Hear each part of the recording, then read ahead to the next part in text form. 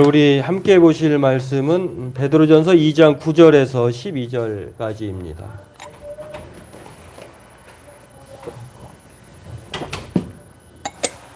베드로전서 2장 9절에서 12절 오늘 본문을 끝으로 이 본문 말씀에 대한 내용을 다 살펴보도록 마무리하도록 하겠습니다.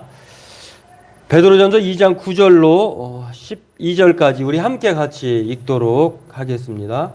그러나 너희는 택하신 족속이요 왕같은 제사장들이요 거룩한 나라요 그의 소유가 된 백성이니 이는 너희를 어두운 데서 불러내어 그의 기이한 빛에 들어가게 하신 이의 아름다운 덕을 선포하게 하려 하심이라.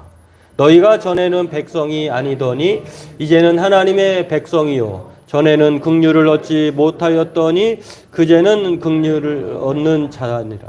사랑하는 자들아 거류민과 나그네 너희를 권하노니 영혼을 거슬러 싸우는 육체의 정욕을 제어하라. 너희가 이방인 중에서 행실을 선하게 가져 너희를 악행한다고 비방하는 자들로 하여금 너희 선한 일을 보고 오시는 날에 하나님께 영광을 돌리게 하려 함이라. 아멘. 네, 앞서서 말씀드렸습니다만 우리 한 번 더 인사하겠습니다. 반갑습니다. 고맙습니다. 주의 이름으로 사랑하고 축복합니다. 왜 반갑고 또 고맙고 주의 이름으로 사랑하고 축복하냐면 우리 교회가 이렇게 시작한 지 시간은 좀 많이 되었다면 되었고 또 적다면 적죠. 그 기간 동안 교회가 큰 어려움 없이 이렇게 존재하게 되었고 또 앞으로도 존재의 그 가능성이 제가 보기엔 매우 크다라고 하는 생각 때문에 그렇습니다.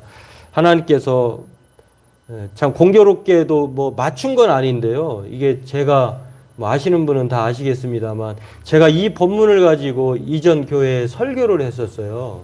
근데 그 설교가 빌미가 되어가지고 부득이하게 교회를 사임하게 되고 또 교회를 세우게 된 우리는 모두 하나님 앞에 하나님의 제사장들이다라고 하는 아주 매우 종교개혁의 모토에 따라서 문제될 것이 제가 볼 때는 없었었는데 그런 일이 있었는데 결과적으로 그 일이 아니었으면 저도 개척을 안 하게 되었고 저와 여러분이 이렇게 만나게 되지도 못했으리라도 생각을 합니다. 그런 상황에서 오늘 이 말씀을 다시 한번 마주하게 되었는데요. 참 의미가 있는 그리고 항상 이 말씀을 생각해 보면 나의 존재, 우리 교회의 존재 이유, 목적을 다시 한번 생각하게 되고요. 또 코로나 이후에 이제 여러 가지로 제약이 25일부터 이제 더 많이 풀리게 되는데 정말 그 자유를 어떻게 우리가 좋은 방향으로 사용할 것인가 아니면 하나님의 뜻에 맞는 그 자유를 사용할 것인가를 가늠하게 하는 방향을 설정해 주는 귀한 말씀이라고 생각을 합니다. 오늘 이 귀한 말씀을 통해서 우리가 7년 전에 예배 드렸던 그 삶의 그 태도를 다시 한번 돌이켜보고 앞으로 우리가 어떻게 삶의 방향을 설정할 것인가 그 목적과 이유를 생각해 보며 함께 은혜를 나누는 시간이 되기를 원합니다. 오늘 본문은 우리의 존재 이유와 목적 저와 여러분이 4번에 걸쳐서 사도 바울이 베드로가 좀 약이 올랐나 어쩌나 참 마태바가 누가 요한복음 누구보다도 예수님에 대해서 잘 알고 있는 사람이 베드로잖아요. 그가 정말 신비한 현상도 보았고 또 책망도 많이 받고 사랑도 참 많이 받은 사람이 베드로인데 그 예수님을 소개하는 그 저자에는 들어가지 못했잖아요. 마태바가 누가 요한이라고 하는 그 사복음서의 저자의 그러한 그 이름을 올릴 수 있음에도 올리지 못하고 좀 성경의 뒤편에 가 보면 베드로 전서라고 하는 후서라고 하는 2편의 편지만 남기는 그러한 놀라운 그런 역사를 보는데 그래서 그랬는지 저와 여러분의 존재를 4개로 표현을 해요. 마치 예수님을 저자가 4가지 각각의 예수님의 모습을 퍼즐로 그러나 딱 펼쳐보면 하나의 모습인 예수님을 보여주는 것처럼 저와 여러분의 존재가 각각의 4가지 존재로 베드로를 말을 하고 있습니다. 그 첫 번째가 뭘까요? 저와 여러분은 하나님의 선택받은, 택하신 족속, 사람이라는 거예요. 그러니까 헬라인도 있고 유대인도 있는데 똑똑한 사람도 있고 또 권력을 가진 사람도 있는데 저와 여러분들은 새로운 존재, 택하신 사람들, 삶의 종족이라고 하는 것입니다. 그리고 그 종족 이후에 또 다른 모습을 저와 여러분에게 말을 하고 있는데 왕에 속한 제사장, 왕 같은 제사장이라고 말을 합니다. 하나님께서 우리를 택하셔서 왕의 제사장 삼으셨고 또 그의 거룩한 나라로 저와 여러분을 삼으셨고 또 하나님의 소유된 백성이다라고 이렇게 네 가지로 말을 하고 있는데요. 저는 마치 이 본문을 대할 때에 이런 질문을 받는 것 같아요. 너 뭐 하다 왔니? 하나님이 저와 여러분을 대면하고 나중에 만나실 때에 너 세상에 살 때 뭐 하다 왔어? 어떻게 살다 왔어? 라고 이렇게 묻는 질문으로 느껴져요. 내가 너에게 그렇게 네 가지 존재로 너를 명명했는데 너는 그 이름에 걸맞게 살다 왔니? 라고 그런 물음을 하는 것 같아요. 그리고 물론 이 답도 여기에 담겨져 있어요. 만약에 저와 여러분에게 하나님께서 오늘 오셔서 또 저와 여러분이 하나님 앞에 만남을 갖게 된다고 하면 하나님께서 여러분에게 이렇게 물으시면 여러분 뭐라고 대답하실까요? 너 이 세상에 살 때 뭐 하다 왔니? 라고 질문하시면 각각의 대답이 있을 것입니다. 놀다 왔어요. 방황하다 왔어요. 잠자다 왔어요. 엉뚱한 짓만 하다 왔어요. 하나님 얼굴에 명성에 걸맞지 않게 먹칠만 하다 왔어요. 이런 여러 가지 질문에 대한 답을 할 수도 있을 것입니다. 그런데 오늘 이 성경을 통해서 또 하나님이 원하시고 바라시고 기뻐하시는 대답이 있는데 그것은 바로 단순해요. 순종하다 왔어요. 이게 바로 하나님이 기뻐하시는 또 우리에게 요구하시는 삶의 모습일 것입니다. 저와 여러분들이 항상 이 질문을 생각해 보면서 너 뭐 하다 왔니? 라고 물으신다고 하면 나 하나님 앞에 순종하다 왔어요. 이 말을 다른 말로 하면 오늘 본문에 12절에 말하고 있는 것처럼 하나님께 영광을 돌리다 왔어요.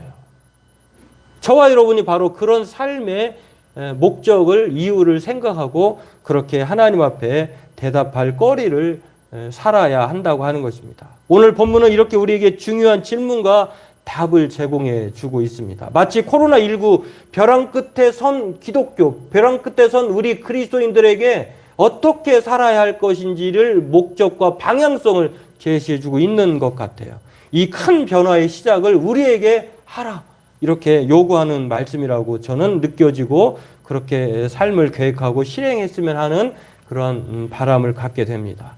오늘 베드로 사도는 우리의 존재를 이렇게 네 가지로 말하면서요. 한 문장으로 이것을 말한다고 하면은 하나님께서 우리를 선택받은 사람들로 하나님을 예배하고 또 거룩한 나라 백성으로 그렇게 살아야 한다라고 이 네 가지의 단어를 한 줄로 한 문장으로 요약하면 그거 같아요. 하나님이 왜 우리를 선택하셨을까? 예배자로 살라고. 그것으로 끝인 것이 아니라 이 세상에 살면서 하나님 나라의 백성으로 그렇게 영광을 돌리며 살라고 이렇게 말하는 것으로 저는 그렇게 요약할 수 있다고 생각을 합니다. 이것을 좀 더 직선적으로 더 직설적으로 말을 하면은요. 이름값하며 살라 이렇게 말할 수 있을 것입니다. 여러분 하나님 우리를 선택받은 사람들로 하나님을 예배하고 거룩한 나라 백성으로 살아야 한다고 이 네 가지 존재로 말하는 것은요. 한마디로 이름값하며 살라는 거예요. 이것을 성경은 우리 군포 자유교회에게도 말하고 있는 바와 같다는 것입니다. 여러분 교회 이름을 지을 때 참 고민을 많이 했어요. 제가 생각한 언젠가 교회 개척할 때 지어야 되겠다라고 하는 그 이름을 지금도 이 책에 제가 있을 거예요. 시간 날 때마다 이게 보일지 모르겠는데 이게 제가 신학교 대학원 때 이렇게 이 성경책을 가지고 있었던 책인데 이름을 많이 줬었어요. 서로 함께, 길벗, 들꽃, 언덕, 희년, 소명, 그 길, 일상, 섬김과 나눔, 소나무 여러 가지가 있었는데 자유라고 하는 이름이 여기는 없었어요. 근데 이제 그 이름을 놓고 기도하다가 네, 뭐 장로님과 이렇게 서로 의논하다가 그 중에 하나가 또 나들목 교회라고 하는 게 있었는데 나들목을 이렇게 표현하면은 나가고 들어가는 교회가 나가고 들어가면 좀 그렇다 해서 장로님이 그건 아닌 것 같다고 해서 자유교회를 지었는데 왜 자유교회를 지었는지 우리 처음에 모였던 분들은 알 것입니다. 교회란 하나님이 이끄시는 교회, 하나님이 바라시는 교회가 무엇일까? 저의 비전과 말씀을 종합해서 여러 번 나눈 적이 있었는데요. 자유라고 하는 것, 참 좋은 단어예요. 세 가지 정도의 차원에서 저는 자유를 생각해서 교회 이름을 지었는데 첫 번째는 무엇이냐면 저와 여러분들이 너무 율법으로부터 얽매여 있다. 그런 면에서 율법으로부터 자유다. 우리가 율법으로 구원받는 게 아니잖아요. 종교적인 행위로 구원받는다고 생각해서 종교적 행위만 열심히 해요. 삶은 다 뒷전이고.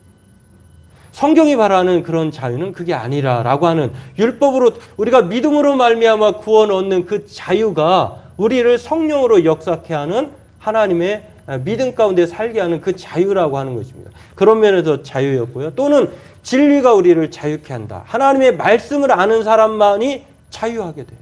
하나님의 말씀을 모르니까 자기가 얽매여 살게 되고 그 말씀 때문에 그것이 맞는지 안 맞는지도 모르고 그냥 무턱대고 사는 거예요. 그리고 가장 중요한 갈라디아서 5장 13절 말씀 우리가 형제들아 우리가 자유를 위하여 부르심을 입었으나 그 자유를 방종하지 말고 사랑으로 종노릇하는 자유하라라고 하는 갈라디아서 5장 13절 정말 우리의 삶을 강조하는 말씀이에요. 하나님께서 저와 여러분에게 자유를 주셨어요.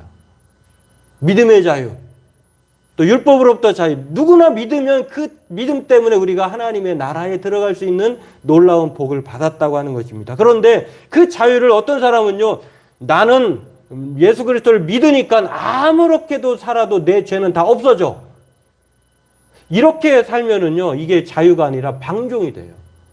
나는 그럴 자유가 있지만 내가 세상에서 마음껏 쾌락하고 또 내 마음대로 살 수 있지만 그러나 그 살 자유를 제한하는 거예요.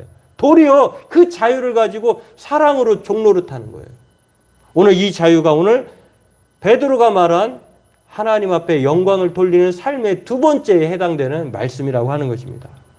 그렇습니다. 오늘 하나님께 영광을 돌리게 하려고 하나님께서 저와 여러분을 선택하셨고 긍휼을 얻지 못해야 될 사람들을 어두운 빛에 들어가게 하셔서 아름다운 덕을 선전하게 하시고 또 저와 여러분들에게 긍휼을 베풀었다고 말을 합니다. 그러기 위해서 오늘 하나님께 영광을 돌리며 살라라고 저와 여러분들 하나님이 부르심을 오늘 베드로는 우리에게 말을 합니다. 그러면서 하나님께 영광을 돌리는 삶에 대해서 두 가지로 11절, 12절에 말을 하고 있는데요. 그것은 바로 첫 번째는 육신의 정욕을 제어하는 거예요. 이 제어라고 하는 것은 과거에서부터 앞으로 계속 끊임없이 브레이크를 밟아야 된다고 말합니다. 왜냐하면 저와 여러분들은요, 끊임없이 기회만 되면 하나님 없이 살려고 해요. 뭐 거리두기가 이렇게 해제가 되니까요, 사람들이 쏟아져 나왔잖아요. 곳곳마다 사람들이 넘치고, 근데 이게 억눌렸던 것들이 이제 뚝이 터지듯이 이제 어떻게 이제 어떻게 나아갈지는 잘 모르겠어요. 아무튼 하나님께서 오늘 하나님께 영광을 돌리라라고 말하는 우리의 삶의 방향성에 대해서 베드로가 첫 번째로 말하는 것이 육체의 정욕을 제어하라고 하는 것이라고 하는 것입니다. 여러분, 육체의 정욕을 제어하라고 하는 뜻은 무엇일까요? 내 욕망대로 살지 않는 거예요. 하나님 없이 사는 그런 삶이 아니라 자기 마음대로 사는 것이 아니라 하나님으로 살아라라고 하는 말이 여기에 포함되어 있다고 하는 것입니다. 대표적으로 육체의 욕망대로 사는 삶에 대해서 우리가 생각해 보면요, 욜로 인생이에요. 우리의 삶은 이 세상에 한 번뿐이다. 그러니 현재를 즐기자라고 하는 욜로 인생. 라틴어로는 까르페 디엠이라고 하는데요, 오늘을 즐기라라고 하는 욜로나 까르페 디엠이나 이 말은요, 미래가 없는 거예요. 하나님이 없어. 죽으면 끝나라고 생각하는 현실에 임하여 사는 그런 삶의 태도라고 하는 것인데요. 이게 바로 대표적으로 내 자신의 행복을 위해서만 사는 사람의 대표적인 모습이라고 하는 것입니다. 그런데 성경은 우리에게 뭐라고 얘기합니까? 저와 여러분들은 호람대오예요. 하나님 앞에서, 하나님 면전에서 사는 삶. 그러니 허투루 살 수 없는 거죠. 또한 성경은 우리에게 메멘토 모리라고 얘기합니다. 라틴어로 똑같은 말이에요.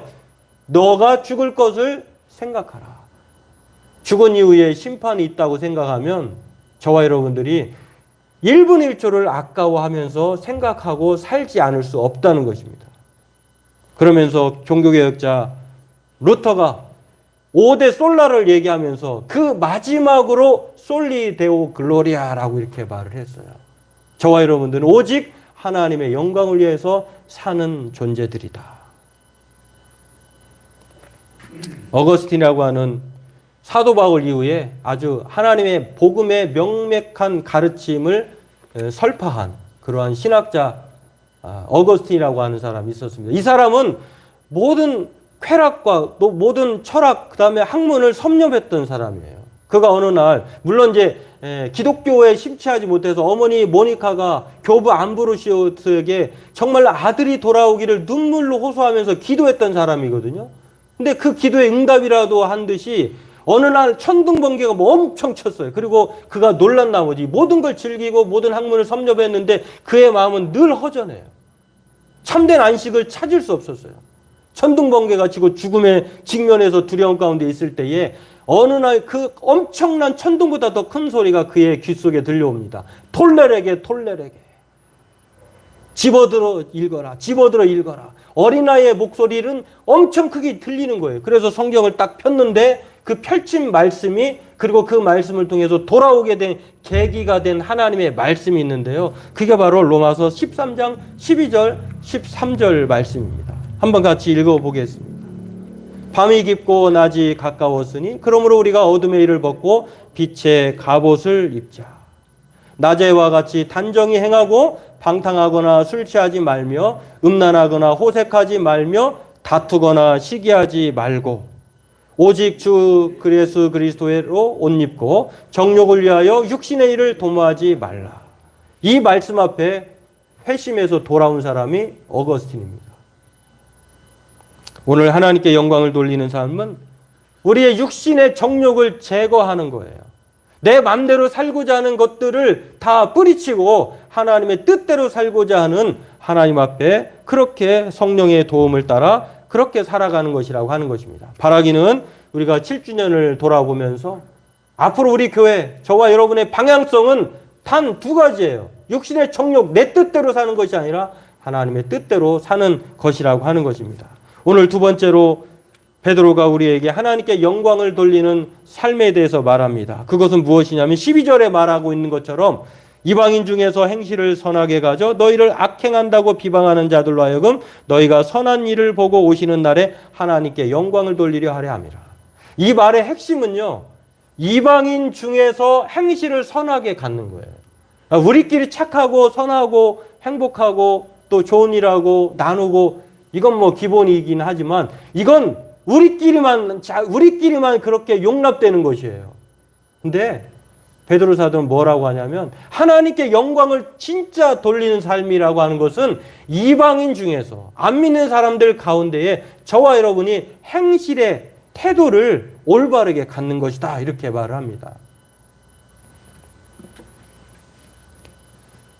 베드로가 이 사실, 이 놀라운 이 결과물을 어디서 도출했을까요? 예수님에게서. 마태복음 5장 16절에 이렇게 말을 합니다. 예수님이 정말 귀한 말씀 산상수훈을 통해서 마태복음 5장에서 7장까지 말할 때 이렇게 말을 하셨어요. 이같이 너희 빛이 사람 앞에 비치게 하여 그들로 너희 착한 행실을 보고 하늘에 계신 너희 아버지께 영광을 돌리게 하라. 이 말씀 이전에 보면 저와 여러분이 예수님이 말씀하실 때 너희는 세상의 소금이다. 너희는 세상의 빛이다. 이렇게 말씀하셨어요.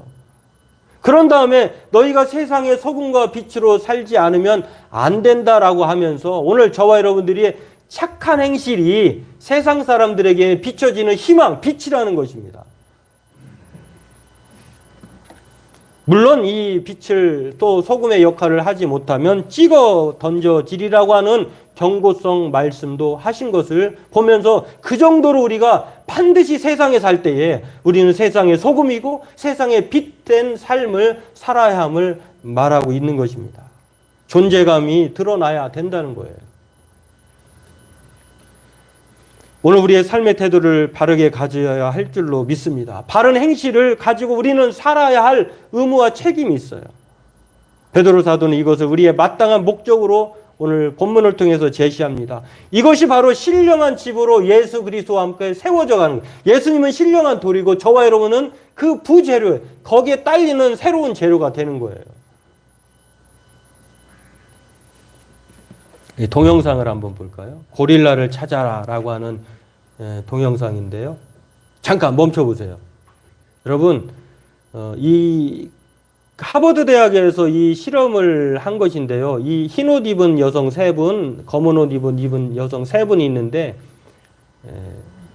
실험의 목적은 이 흰 옷 입은 여성들이 공을 몇 번 패스하느냐예요.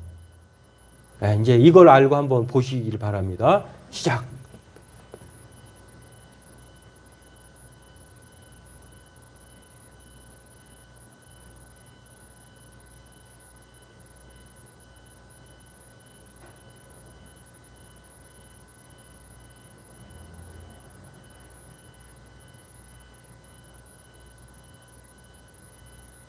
자, 끝이에요.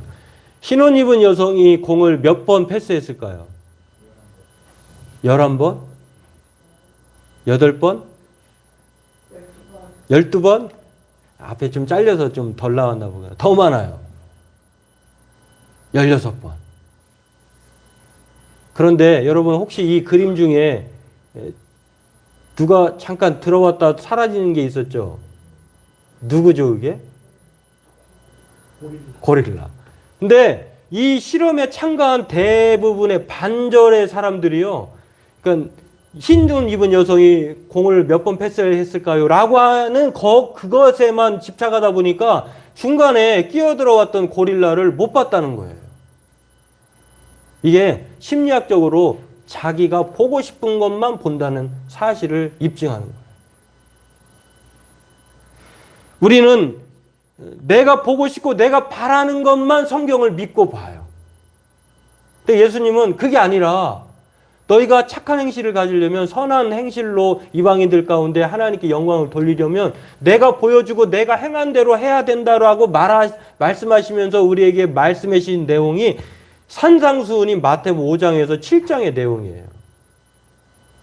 심지어는 세상의 소금과 빛으로 살아야 되는 그 실제적인 예를 들어주십니다. 너희들의 뺨을 오른뺨을 치거든 왼편도 돌려대라. 여러분 오른쪽 뺨을 때린다고 하는 것은요. 이렇게 때리는 것이 아니라 이렇게 때리는 거예요. 그 당시에 형벌도 그 당시 1세기 당시의 형벌도 폭력을 행할 때 그냥 이렇게 때린 것하고 이렇게 때리는 것하고는 차별이 있었대요. 그러니까 손등으로 때리는 게 더 가중되는 거예요. 이건 무엇을 얘기하느냐? 우리들에게 주어지는 무례와 모욕도 참으라는 거예요. 너를 고발하여 속옷을 가지고자 하는 자에게 겉옷까지도 가지게 하라. 여러분, 겉옷은 그 당시에 정말 자기를 방어할 수 있는 이 최후의 보류예요. 이 겉옷을 달라고 하는 사람에게 우리는 한 발 더 나아가서 속옷까지 주라라고 하는 이것은 무엇을 얘기하느냐? 자신의 권리도 포기하라는 것입니다. 마태복음 5장 41절에는 억지로 오리를 가고자 하면 심리까지 가라. 당시 오리라고 하는 것은요. 로마의 병사들이 유대인들을 지배하고 있었잖아요. 로마가. 유대인들에게 오리를 짐을 지고 가게 하는 것이 당연했대요. 이게 뭐 유대인들이라고 하면은 로마인들이 너 내 짐 질고 오리 2km 정도 걸어가 하면 거부할 수 없어요. 거부했다가는 큰일 난다는 거예요. 그런데 오리까지만 가도 될 일을 심리까지 4km까지 가주는 거예요. 그건 무엇을 얘기합니까? 그것도 억지로가 아니라 기꺼이. 여러분 이 말씀을 왜 드리냐면 하나님께 영광을 돌리는 삶은 이방인들 삶 가운데 우리의 선한 행실이 있어야 돼요. 우리 기독교인들을 볼 때 저와 여러분을 사람들이 볼 때 뭐라고 평가합니까? 저 사람 정말 악독해. 저 사람 참 이기적이야. 저 사람 지만 생각해. 이기적 집단이야. 지네들끼리만 존재하는 아주 패거리들이야. 이렇게 말한다고 하면 이거는 선한 행실이 아니라 악한 행실이라고 하는 것입니다. 한번 제가 말씀드렸던 것 같은데 그림 한번 띄워줘 보세요. 2021년 1월 장로의 신학대학이 리서치 연구조사를 했는데요. 그 다음 거 이 내용을 보면